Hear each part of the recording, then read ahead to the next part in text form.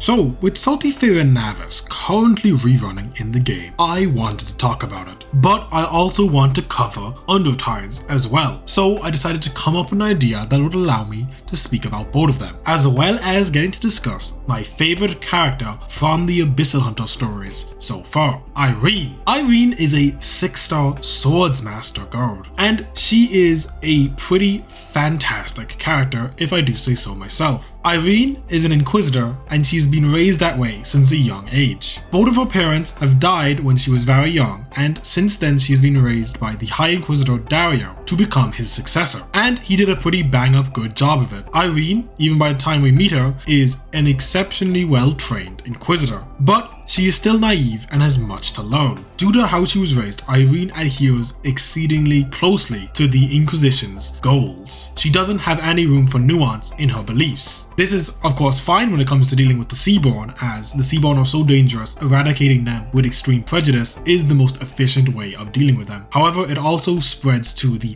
Aegir, the people of the sea who have sought refuge on land, as Irene at the beginning of her story has very little trust in both the Abyssal Hunters and the Aegir people. But she will, by the end of Salty Navis, recognize the error of her ways and seek to reconcile the Aegir and the Inquisition. But I am getting a bit ahead of myself. Let us take a look at Irene's role in Arknights and Salty Navis, so that I can get across a little bit of why I think she's so great. Before that, just a few definitions so that we don't have to worry about them later. The Inquisition is pretty self-explanatory. They are Iberia's Inquisitors. The Abyssal Hunters are Aegir's superhuman Aegir Seaborn hybrids. Skadi, Spectre, Gladia are all Abyssal Hunters. The Cult of the Deep is a cult of land dwellers that worship the Seaborn as gods and wish to spread Seaborn corruption to all of Terra. And of course the Seaborn are the eldritch abominations from the depths of the sea,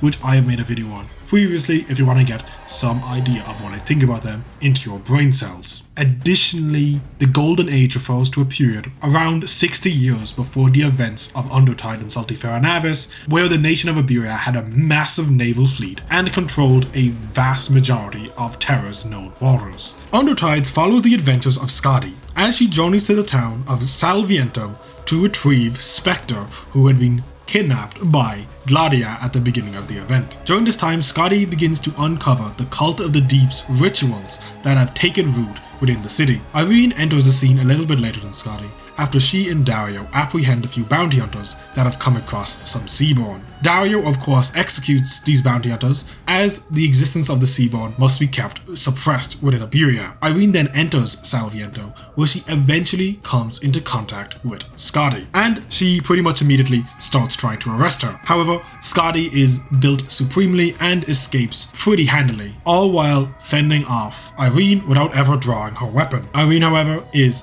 not to be deterred and chases Skadi down, where she eventually is rescued by Skadi before she can be overcome by the sheer amount of Seaborn that is hunting Skadi down. Skadi and Dario eventually come into conflict, where Dario performs far better than his protege. Again, this shows just how much of a gap is between a true Inquisitor like Dario and Irene, who's still young and naive. Irene's faith is even shaken somewhat by the fact that the citizens of Salviento don't really show her any respect. Petra, a young girl whom Skadi befriends during her time within Salviento, even throws rocks and insults Irene in order to protect Skadi. She brings up these doubts to her mentor, and Dario reassures her, telling her that doubts are a valid part of the job of being an Inquisitor, as they should not be so dogmatic in their judgments. As such, Irene gives up on hunting down Skadi, choosing to allow Skadi to save the city of Salviento without her interference. While Skadi defeats the transformed leader of the Cult of the Deep within Salviento,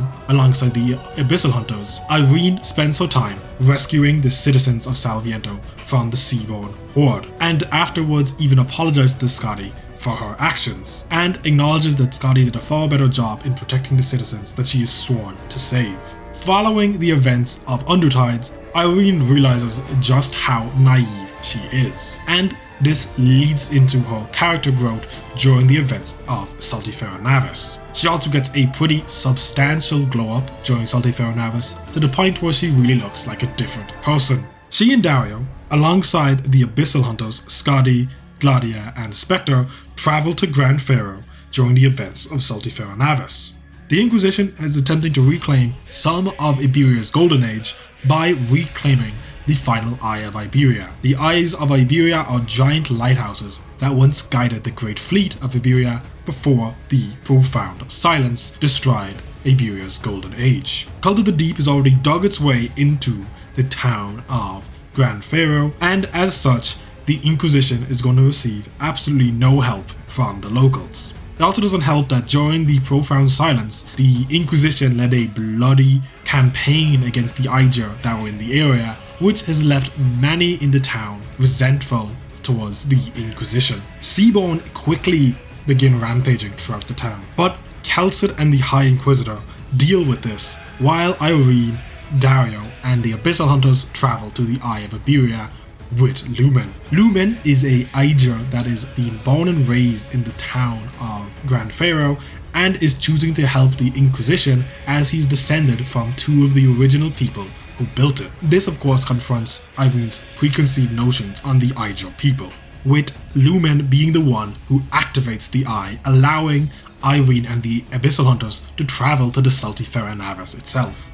Dario stays behind to protect Lumen and the lighthouse, and this will ultimately result in his death. Dario's sacrifice is not in vain, however, with Lumen surviving as a result, and thanks to this he's able to grab a boat and travel out to the Saltifera Navis and save the Abyssal Hunters and Irene at the end of the event.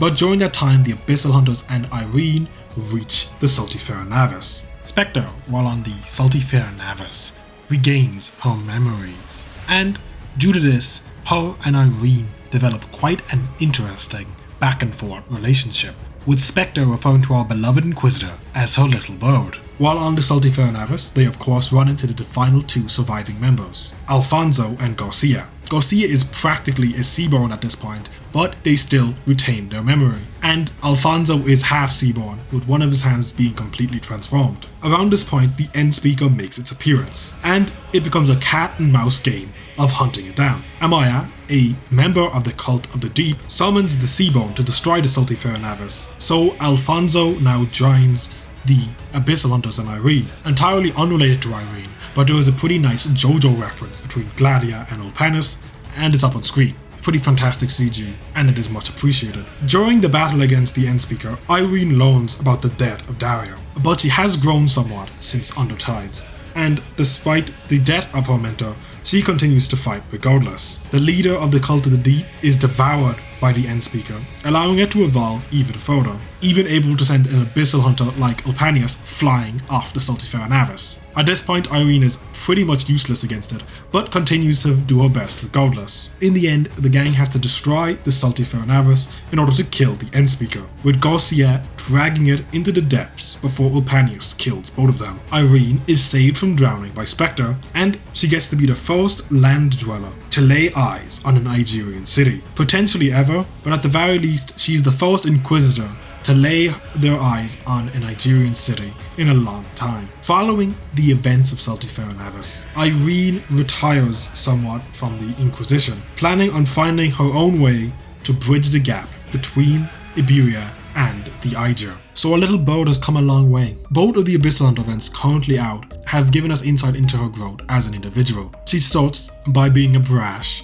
and naive young Inquisitor who believes in her naivety that her fate has prepared her for the world. The Seaborn are of course not a threat as easily suppressed as she thought, and the Abyssal Hunters prove not just to be some Aigirian demons that she has to vanquish. And by the end, Irene is left mentorless and has had a 180 in her worldview. She has become far more nuanced in her thinking, and is even attempting to overcome decades of divide between her people and the Aigir. We even get to see in Mizuki's Harbor Integrated Strategies 3 that Irene, as an Inquisitor, is guiding citizens and protecting them from the encroaching Seaborn, even to the point where she loses her own memories, but nonetheless her vigil does not end until she dies. On a side note, just to round out the video, if you have an Irene in your possession, you should be M3ing her third skill, and you should be max leveling her module.